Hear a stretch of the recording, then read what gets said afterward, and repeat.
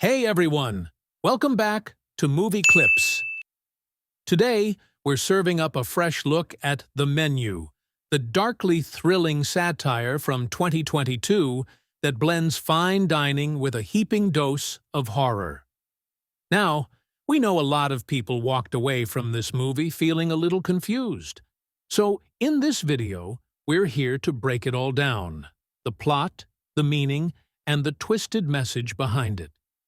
If you're into movies that leave you questioning everything, from society's obsession with luxury to the meaning of art, then you'll definitely want to stick around.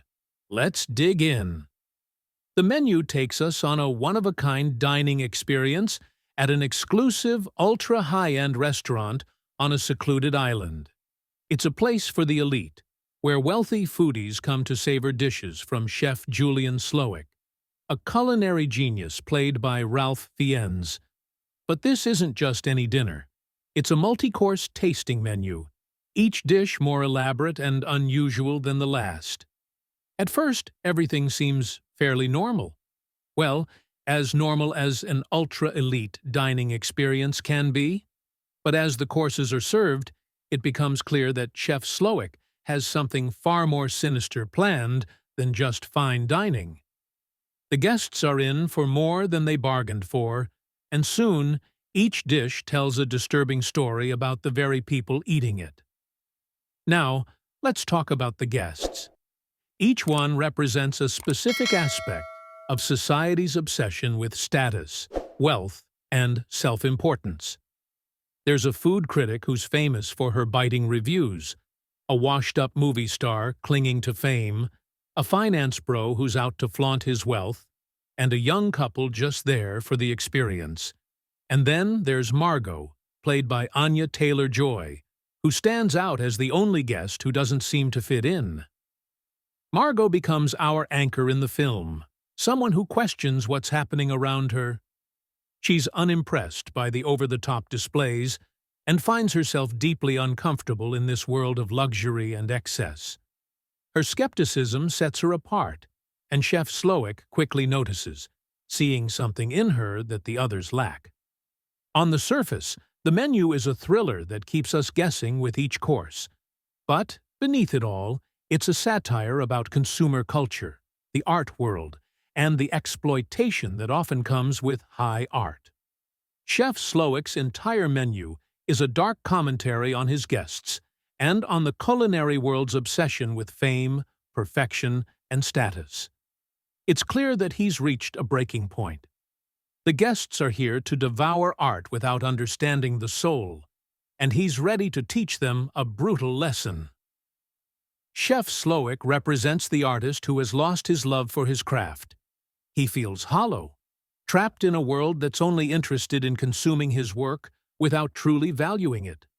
Through his elaborate and ultimately terrifying menu, he's exposing the hypocrisy and vanity of the guests, showing that their desire to consume goes beyond food. They consume experiences, status, and even people without any true appreciation. The climax of the menu forces each guest to confront their entitlement and superficiality. They come to realize that their privilege won't protect them here. Instead, it's what brought them to this point. Chef Slowik sees this meal as his final masterpiece, a way to reclaim the meaning he lost, even if it means going to extreme, tragic lengths. But Margot's journey through the menu is different from everyone else's. While the other guests are wealthy elites accustomed to luxury and excess, she is the only one who approaches the evening with honesty and skepticism. Unlike them, Margot isn't there to flaunt her wealth, boast about her connections, or fawn over every dish as if it were a masterpiece. Her lack of entitlement and sharp, clear-eyed view of what's really happening set her apart from the moment she walks in. This honesty makes her stand out to Chef Slowik, who has grown exhausted from creating art for people who consume it without appreciating its purpose.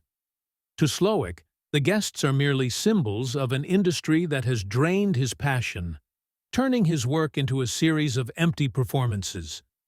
But Margot doesn't fall into the trap of pretense.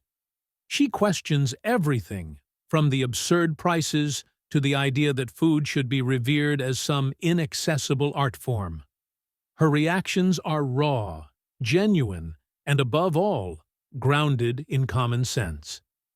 As she navigates Slowik's twisted vision, her curiosity and willingness to challenge him remind him of why he started cooking in the first place.